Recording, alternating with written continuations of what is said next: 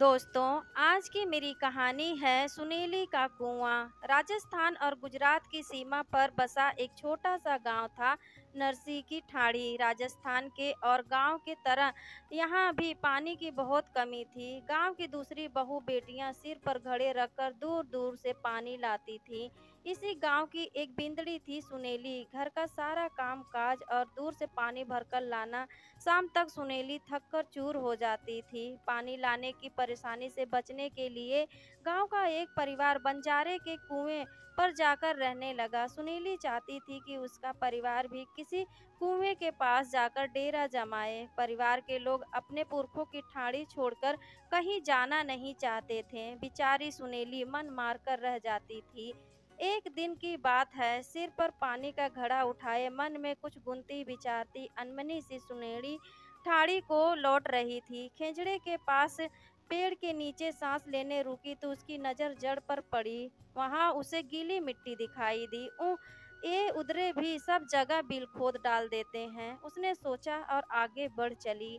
अचानक उसके मन में आया कि बिल से खुदी मिट्टी तो गीली है, जरूर यहाँ पानी होना चाहिए। अगर यहाँ कुआं खोद ले तो दूसरे दूर से पानी लेने जाना नहीं पड़ेगा।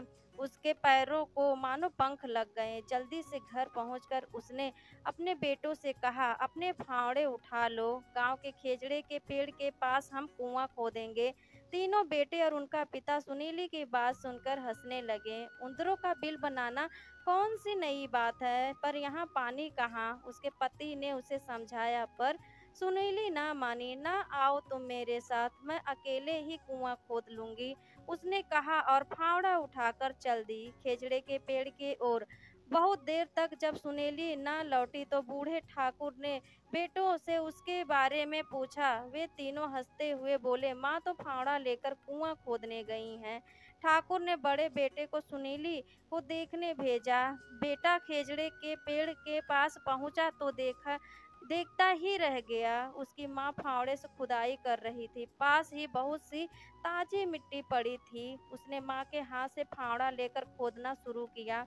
ऊपर की थोड़ी सी रेत के नीचे नरम मिट्टी निकल रही थी। बेटा पूरे उत्साह से खोदने में लग गया। थोड़ा सुस्ताने के बाद सुनेली ने कहा, बेटा मैं विश्वास के साथ कह रही हूँ कि यहाँ नीचे पानी है। सब मिलकर अगर खोदेंगे तो जल्दी ही कुआं बन सकता है, पर अगर कोई नहीं भी खोदता है तो मैं यहाँ खुदाई करती रहूंगी। अब मैं तो अपने कुएं का पानी पीकर ही मरूंगी। तू खुदाई कर, मैं तेरे लिए रोटी लेकर आती हूँ। बेटा जोश में खुदाई करता रहा। सुनेली जब रोटी लेकर आई तो उसने देखा कि जवान बेटे ने अच्छी खासी खुदाई कर दी है। बेटा छाये में बैठकर रोटी खाने लगा तो सुनेली खुद फावड़ा लेकर खुदाई में जुट गई। साँझ को जब माँ बेटे घर लौट रहे थे तो ठाड़ी के कुछ लोगों ने उसका मजाक उड़ाया। दोनों चुपचाप घर को लौट आए।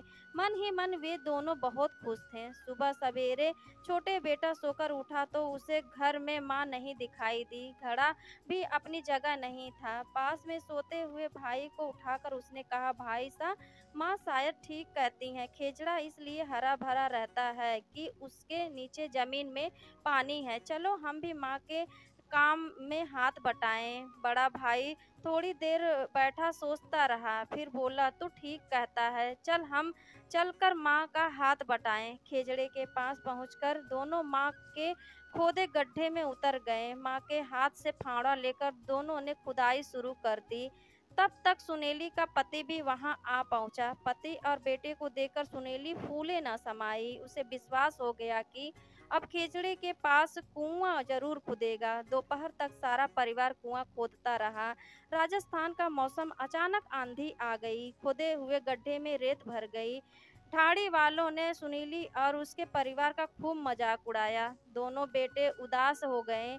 सुनेली ने उनके माथे पर हाथ फेरते हुए कहा, अब हम दिन में आराम करेंगे और रात को चंदा की चांदनी में खुदाई करेंगे। तुम खुदाई करो और मैं मिट्टी फेंकती जाऊंगी। काम फिर आगे बढ़ा। उसकी लगन और विश्वास को देखकर ठाड़ी वाले भी उसकी मदद के लिए आ गए। क्या छोटा क्या बड़ा, सभी काम में जुट गए। अब सफलता पास ही दिखाई दे रही थी।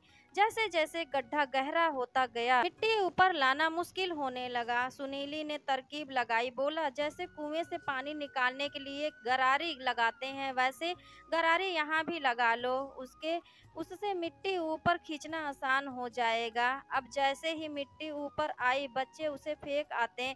जल्दी ही कुएं में गीली मिट्टी निकलने आई। गांव में बतासे बटे, लड़के तो खुशी से नाचने ही लगे। अब खुदाई और जल्दी जल्दी होने लगी। एक के बाद दूसरा सूता फूटता गया और सबके देखते देखते पानी बाहर हाथ ऊपर चढ़ गया। कुएं से शीतल मीठा पानी निकला। चारों ओर सुनीली की समझदारी और लगन की तारीफ हो रही थी। खुद उसका मन कर रहा था कि वह पानी में खूब खूब नहाए। अपनी जय जयकार सुनकर उसकी आंखें भर आईं।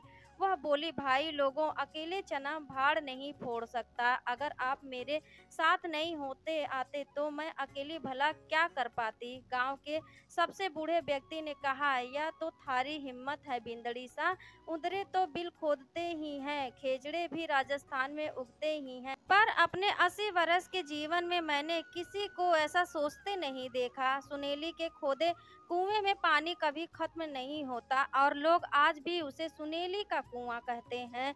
दोस्तों, कहानी अच्छी लगी है तो please like share and subscribe कर लीजिएगा मेरे चैनल को। मिलती हूँ ऐसी प्यारी सी कहानियों के साथ। तब तक के लिए bye bye and take care.